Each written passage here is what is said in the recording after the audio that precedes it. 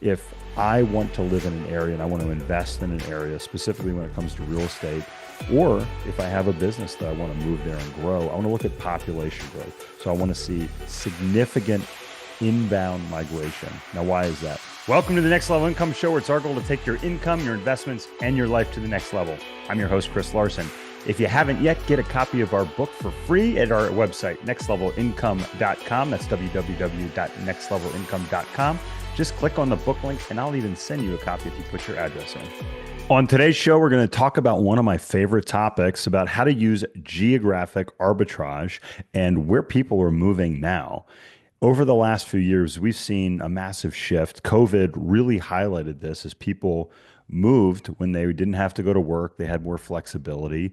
And what we saw in general was a demographic shift we've been seeing over the past decade, which is people moving from higher cost areas of living and lower quality of life, places like New England, Chicago, California, even, which has high cost of living, high taxes, but can be a great quality of life in terms of environment. And they're moving to areas with lower cost of living, higher quality of life.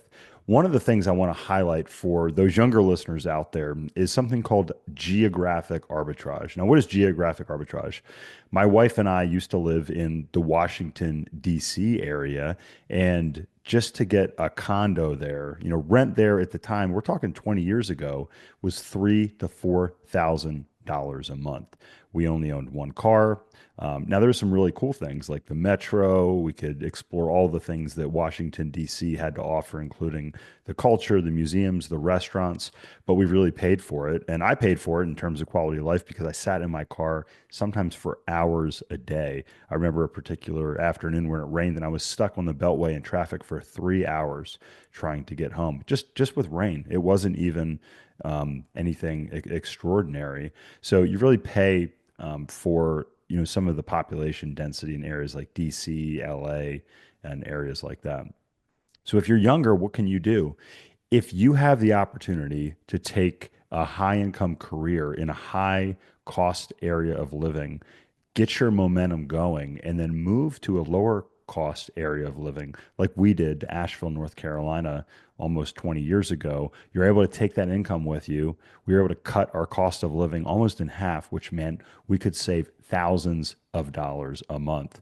So that's a really simple concept that you can use. In today's day and age, when there's the opportunity to work from home or a lot of positions are remote where you can travel. If you can live in an area with an accessible airport where you can afford to buy a home, you can have access to higher quality food, the outdoors, recreation, like skiing, for instance, if you're into that, or like me, mountain biking. It can be really cool to do that. And also, it can have a massive impact on your income. So if you're struggling to get to that 50% savings goal that I talk about in my book and I've often talked about on this podcast, what I mean is if you are making $200,000 a year after tax, get to the point where you can save $100,000. A simple formula is if you can save 50% of your after-tax income for 7 years and invest it at 12 to 15%, you will double the amount that you've invested, and you will be able to replicate in passive income your active income in 7 years with that strategy. So I think that's a great option if you have flexibility in where you can move. So where are some of the top destinations in 2024? One of my favorite annual surveys is U-Haul's 2024 Growth Index, and we're going to have a email going out alongside this podcast, so you can read through this and access this study as well on U-Haul's website. But the top 5 areas from 2024 were South Carolina, Texas, North Carolina, Florida, and Tennessee. These states offer a combination of not only affordable living, but also favorable tax policies, and they have growing job markets. And again, if you're young, this isn't a surprise to people that are listening because all these areas are places that experience real population booms over the past 5 years. We live in North Carolina, which is number 3, and we actually own properties in every single one of these top five states. We were just in Florida. We've seen a lot of influx in Florida in terms of individuals and companies, individuals moving from places like California and New York. There's been a big influx of finance and investment companies moving to Florida and really expanding their base there in the Orlando and the Miami markets. Tennessee has Nashville, which is a real fast growing city, Nashville, where you have a lot of opportunities for not only jobs, but they have a great airport. It's fairly centrally located. One of my business partners, Matt, lives there in Nashville. We get out there frequently. I kind of jumped over Texas, which is the elephant in the room. Austin has seen a massive explosion in individuals and companies moving from California. Elon Musk is probably the most popular of those. And Austin saw a massive boom in the real estate market that subsided a little bit. So it may be an area that you may reconsider, but also areas like Dallas, like Houston. Houston is a real stalwart in terms of economy now because Houston has diversified away from the energy companies, energy industries. There's medical, there's education in Houston. There's all kinds of different industries that have located there. And one thing that we're taking advantage of, and a lot of our investors are taking advantage of, are some of the innovations that the city of Houston is doing in terms of affordable housing. So they're really trying to be innovative and solve the affordability issues when it comes to real estate and options in that market. So, and again, I'm going to put these in our article as well. But what are some things? What are the top five things or five things that you can consider when you're looking at geographic arbitrage, when you're looking at a new location? U-Haul Growth Index, it talks about population growth. So when you look at population growth, if I want to live in an area and I want to invest in an area, specifically when it comes to real estate, or if I have a business that I want to move there and grow, I want to look at population growth. So I want to see significant inbound migration. Now, why is that? That's the tide that's going to raise all ships. When you have individuals moving to a state, you typically have businesses that want to move to that state. You have real estate that's going to be buoyant, that's going to be going up in value. And if you're young, this is fun because you have more people moving there and you have more energy coming to that city.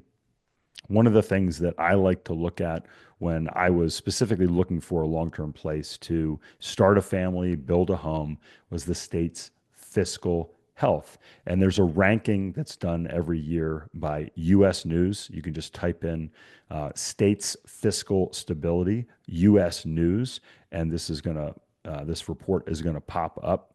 And these states typically tend to be more business friendly. They also tend to have a more conservative approach to finances. And why is this important? If a state has good fiscal health, that means that its taxes are probably going to be lower or more stable. If a state is in fiscal trouble, that means it's going to have a hard time paying its bills. It may have a hard time paying its pensions. It may need to raise taxes, both income and property taxes. And that's going to be challenging if you're going to try to grow your savings and your income because you're going to have to be swimming upstream against those higher taxes that you're going to be facing in that city. I'm sorry, in that state. We talked about California earlier, 14% state income tax if you're making a lot of money out there, on top of paying 25, 30 to 40% in federal income tax. So you can be looking at paying 50% or more of every dollar you bring in just federal and state taxes. So take a look at the fiscal health and also the tax rates when you are considering an area to live or invest in. One of my favorites is quality of life. We talked about how California is a great climate, but when you move somewhere, it's great to know that you have a good climate. Somewhere like South Carolina and Florida both have very nice climates. Columbia, South Carolina is a fast growing city right now as well. It's where one of my partners is located. You also want to consider healthcare, education if you have children or if you're looking to go to college. And also, like me, you want recreational activities. How cool would it be if you could live somewhere where you like to vacation and start a business or grow your business and family there? Then you literally can enjoy more of every day that you have out there. And that's going to not only improve probably your lifespan, but it's also going to improve, your health span, how much you really enjoy and get to experience every day. Tying back into the fiscal health is the cost of living. If you're in an area like San Francisco or New York or San Jose, California, it's going to be much harder to keep more of your money and ultimately invest and grow more of your money.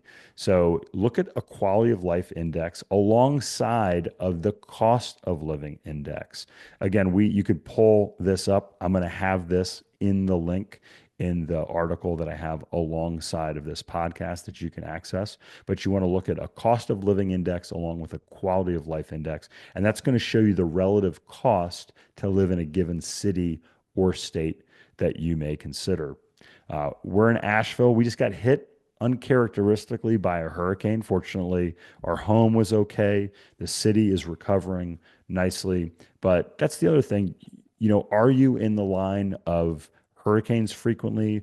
Are you in an area that's on a fault line that may experience, a catastrophic earthquake, wildfires, tornadoes, things like that? I think are also important to consider if you're looking to live somewhere for a long period of time. I have a friend, and he and his family moved from Oregon because they watched fire after fire get close to their home, and they said, we do not want to experience this ever again.